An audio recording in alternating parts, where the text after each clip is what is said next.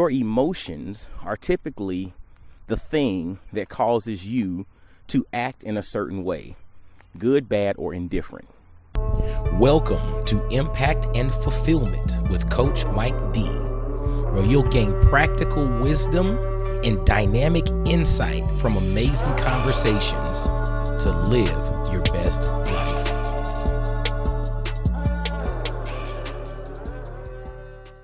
What's going on, y'all? This is Coach Mike D with another episode of Impact and Fulfillment.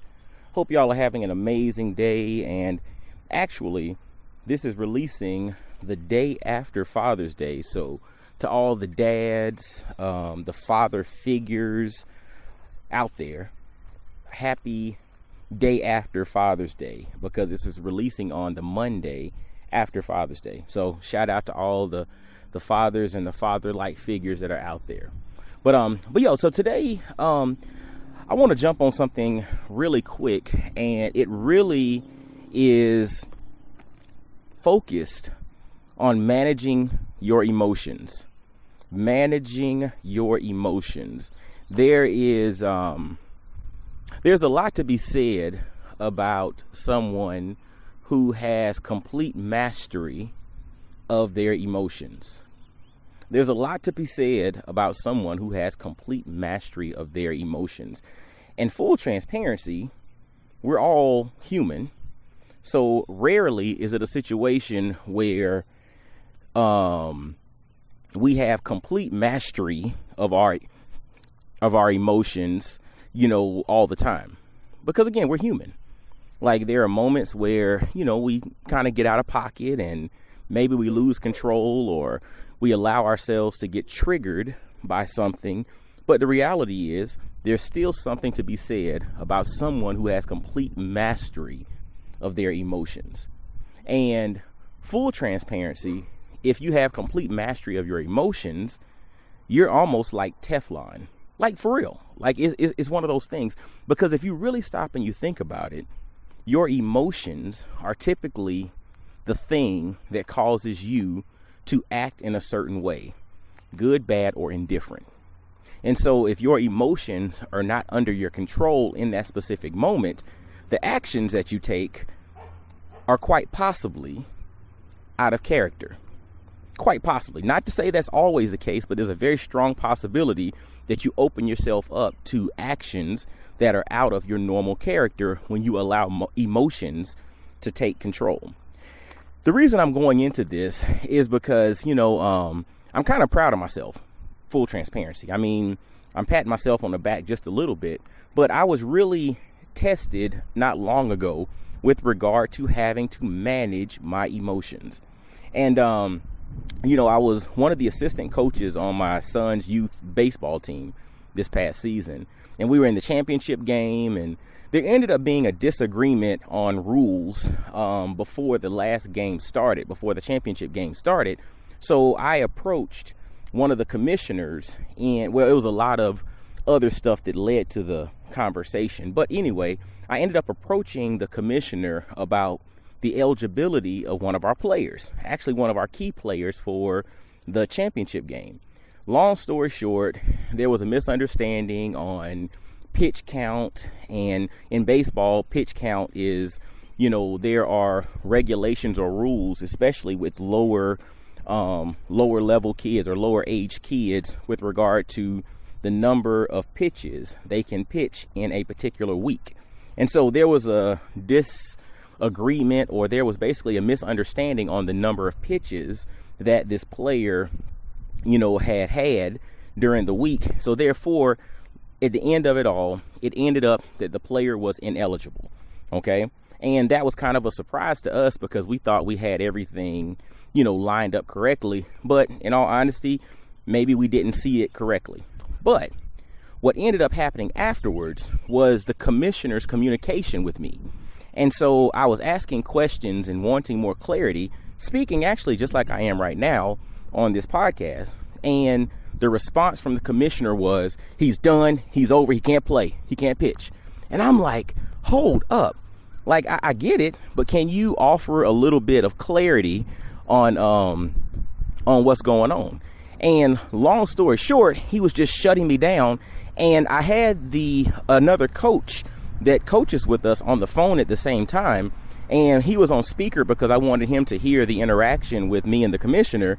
But long story short, it started into a confrontational thing between me and the commissioner. And I'm talking like I'm talking to you all.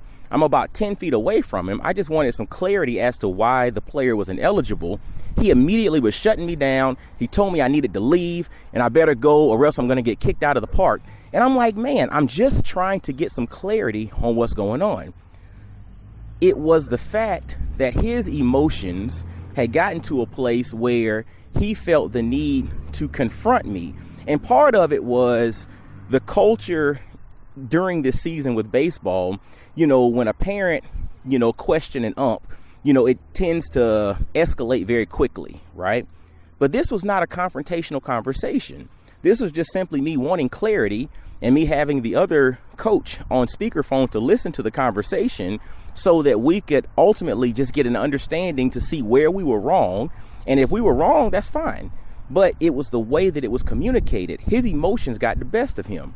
Where I said that I was proud of myself was that I had to take a step back and think through the lens of, okay, if I get kicked out of this game, then I'm no longer good for the players that I'm there to coach. And ultimately, youth sports is all about the kids. It's not about the adult egos. And so, truthfully, I'm proud of myself because I kept my cool throughout this whole ordeal. He was raising his voice. He actually got to a point in which he kind of squared up at me for asking questions.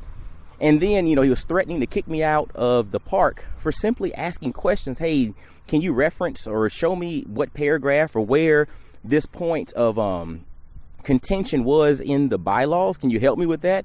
It was just a complete shutdown. He didn't want to have any questions, no conversation. And then as I asked questions about it, his wife, who's a board member, I guess, of this baseball league, had to chime in with her 2 cents and said, I'm a board member. I can get you kicked out too. And I'm like, what did I do? I'm not aggressive. I'm not bowing up at you. I'm not swelling up and, stepping in and acting as if I'm wanting to do something physically. I'm just asking for questions. So asking for clarity. Either way, I kept my cool. They didn't. We ended up going on and playing the game. Ultimately, we lost by 1 point in the championship game. So we lost, but the kids played really, really well. And for me, though, again, I called it a win on a personal level because I was able to manage my emotions when I was verbally being disrespected by someone for no reason. And so that's just a small example of, I know we've all had situations where we've had to control ourselves and compose ourselves and all of that. But the reality is this was a time in which, again, I had to control myself because things could have escalated really quickly and it would not have solved anything. And so when we come back to this whole concept of managing our emotions, when we have complete control of our emotions, when we understand the bigger picture, it keeps us in a position in which our character, our true character, can shine through. And when our true character shines through, that becomes a representation of who you are. And when people say that your reputation precedes you, your reputation that precedes you is rooted in your character.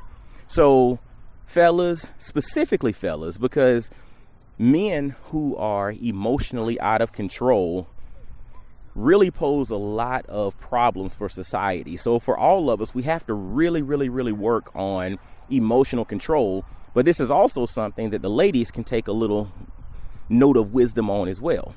Because the reality is we all need to work on becoming masters of our emotions. And whether that means we need to go to some therapy to unpack some things, whether we need to develop some tools, maybe it just simply starts with being aware of my triggers. I have a protocol called Double Down on You, and it's embrace your greatness while pursuing your interest, recognizing faults and failures while guarding yourself against your personal triggers. Guarding yourself against your personal triggers. Greatness, interest, faults and failures, triggers. GIFT is really all about unwrapping your gift. And when it comes down to the concept of triggers, maybe step one with regard to managing our emotions is starting to understand what are our triggers. What are the things that trigger me to get out of character? What are the things that trigger me to step out of who I authentically am and respond to the energy that somebody brings to me? But either way, I hope this is a little quick example that maybe causes you to think. But my challenge to you is to start, if you don't already have complete control of your emotions and complete mastery of your emotions, which I don't, I'm still working at it. I'm a work in progress. But I'm going to encourage you to take the steps to start to formulate a level of mastery with regard to your emotions. All right. Well, hey, as always, make sure to visit CoachMikeD.com. Grab a copy of my book, The 33 Laws of Impact and Fulfillment, available on Amazon, Audible, ebook, anywhere, right? But go to CoachMikeD.com. You can catch a link from there. And until next time, y'all be blessed, well, and wise. And I'll holler at you. Peace. I really hope you enjoyed today's episode. Make sure to hit that like button, subscribe, and follow Coach Mike D everywhere on social media. Y'all be blessed, well, and wise.